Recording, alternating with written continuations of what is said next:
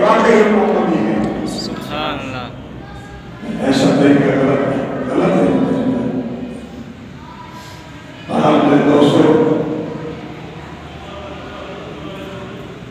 افسوس کے ساتھ کہنا پڑتا ہے یہ حرکتیں چھوڑے، صحیح دین میں داخل ہو جائے. تمہیں اس کے محفلوں کی اللہ کو اس کی تمہاری محفلوں کی ضرورت نہیں. یا رسول اللہ کے تمہاری محفلوں کی ضرورت ہے. کہ آپ کا جذبہ تب ہے جب اپنے جذبے کا مظاہرہ کرو تو خدا دیکھے کہ واقعی میرے غلاموں کا جذبہ کتنا ہے، کتنا حضور سے پیار کرتا ہے. یہ نہیں ہے کیوں حضور نے پہلے فرما دیا ہے کہ لا یؤمن احدکم، تم میں سے کوئی مومن نہیں ہے.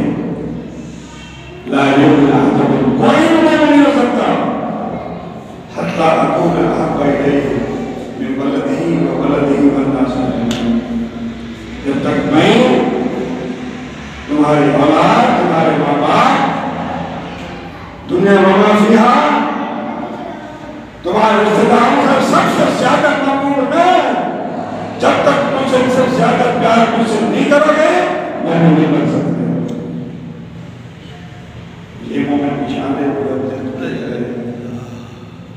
محفل کی محفل کا اعلان کر دیا مالک اس کی محفل کر رہے ہیں، اس کی محفل سے نہیں ہے، کس کے نام کی محفل کر رہے ہیں.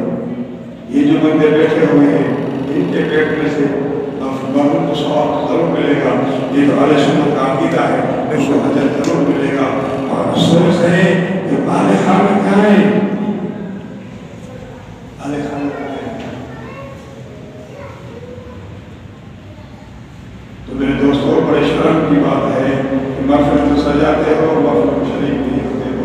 تمہاری ذمہ داری ہے محفل کو شریک ہونا، تمہاری برادری کا کام ہے. تم آؤ اپنی برادری کو لے کر محفل میں شریک ہو جاؤ اور محفل کو سجاؤ.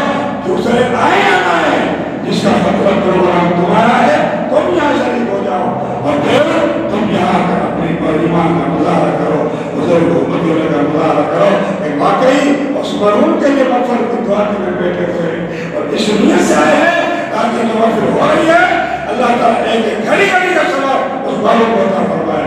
لہٰذا اس کا یہ مطلب ہے کہ دوسروں کو جگہ دے دو.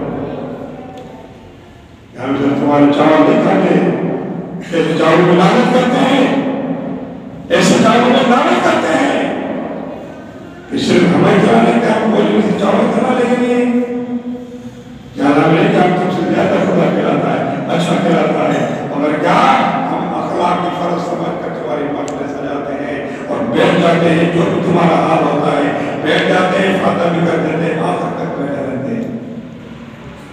تم بھی اپنے اخلاق کا مظاہرہ کرو نا، تم بھی اپنے اخلاق کا مظاہرہ کرو.